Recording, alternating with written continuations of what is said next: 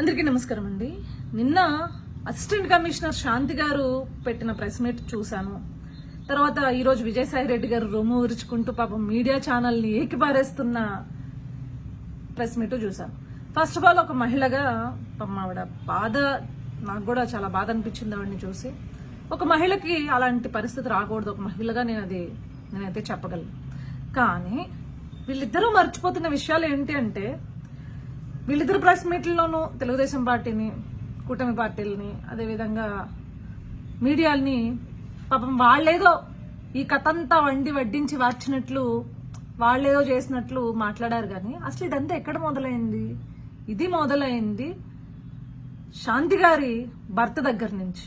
అంటే త్వరలో విడాకులు తీసుకోబోతున్నాం అని ఆవిడ చెప్తుంది, కానీ ప్రస్తుతానికి ఆయన భర్తే కదా, ఆయన దగ్గర నుంచి మొదలైంది. ఆయన కంప్లైంట్ ఇవ్వబట్టే కదా వార్తా కథనాలు ఇన్ని రాయడం జరిగింది, లేదు అంటే వేరే పార్టీలు మాట్లాడడం జరిగింది. అసలు ఆ కంప్లైంట్ లో ఆయన పేరు ఉండుండకపోయి ఉంటే, విజయసాయి రెడ్డి పేరు ఉండుండకపోయి ఉంటే ఆవిడని ఎవరు ప్రశ్నించేవాళ్ళు కాదు కదా.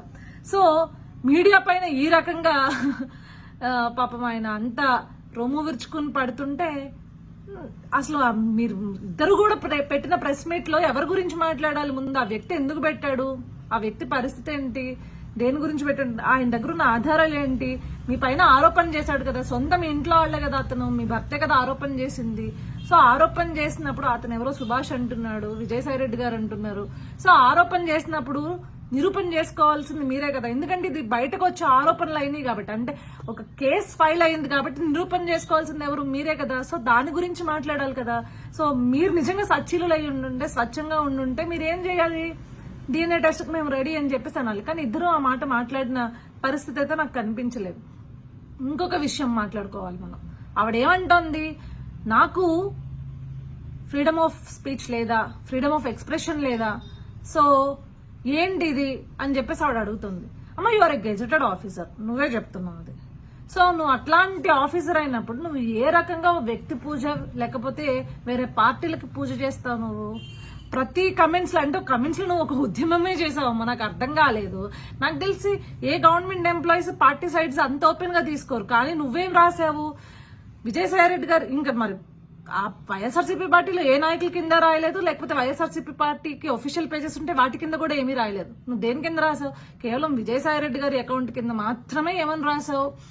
You are the spinal cord to our party అని రాసావు. అంటే నువ్వు మా పార్టీకి వెన్నుముక అంటే ఓపెన్ గా యు ఆర్ అడ్రెసింగ్ దట్ నేను వైఎస్ఆర్సీపీ పార్టీకి సంబంధించిన దాన్ని అని చెప్పేసి చెప్తున్నా. అది ఎంతవరకు లీగల్? అది చెప్పండి. ఈ ముక్క పట్టుకుని మీరు రాసిన, మీ అకౌంట్ నుంచి స్వయంగా మీరు రాసిన దాన్ని పట్టుకుని ఈ రోజు మిమ్మల్ని సస్పెండ్ చేసే పరిస్థితి కూడా ఉండింది కదా. అంత ఓపెన్ గా ఎట్లా అడ్రస్ చేస్తారు పార్టీస్ విషయము? సో తోకను వదిలేసి, అంటే తలను వదిలేసి తోకను పట్టుకుని వేలాడుతున్నట్లుంది విజయసాయి రెడ్డి గారు కావచ్చు, శాంతి గారు కావచ్చు. ముందు వాటిని దయచేసి కరెక్ట్ చేసుకోండి. Thank you. అందరికీ నమస్కారం అండి. నిన్న అసిస్టెంట్ కమిషనర్ శాంతి గారు పెట్టిన ప్రెస్ మీట్ చూశాను.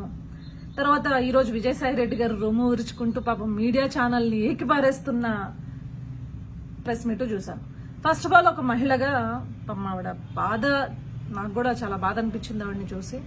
ఒక మహిళకి అలాంటి పరిస్థితి రాకూడదు, ఒక మహిళగా నేనైతే చెప్పగలను.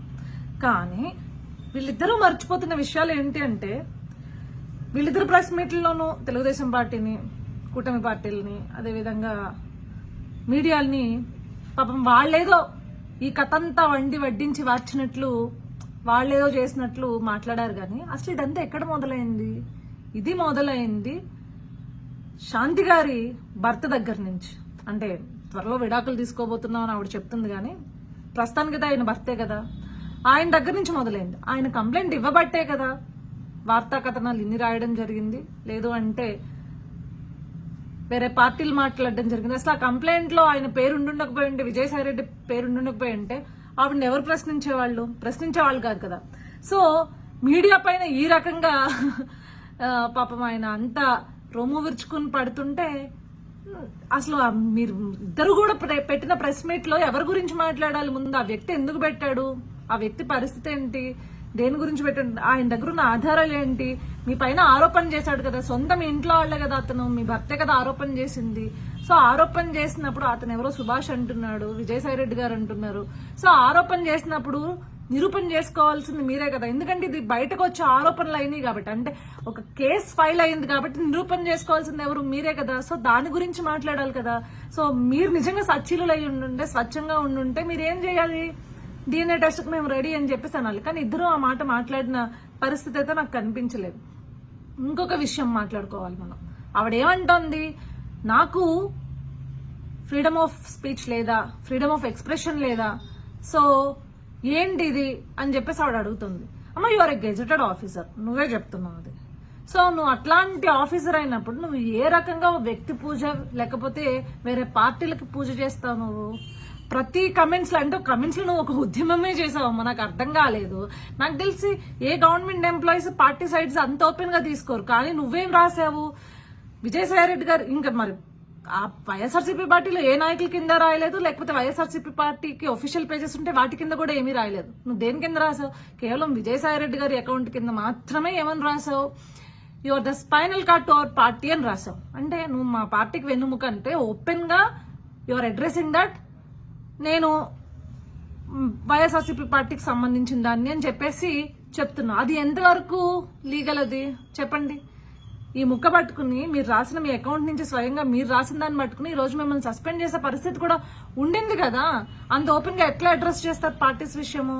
సో తోకను వదిలేసి, అంటే తలను వదిలేసి తోకను పట్టుకుని వేలాడుతున్నట్లుంది విజయసాయి రెడ్డి గారు కావచ్చు, శాంతి గారు కావచ్చు. ముందు వాటిని దయచేసి కరెక్ట్ చేసుకోండి. Thank you.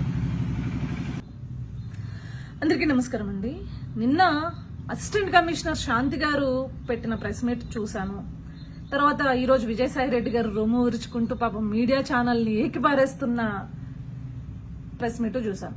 First of all ఒక మహిళగా పాపం ఆవిడ బాధ, నాకు కూడా చాలా బాధ అనిపించింది ఆవిడని చూసి.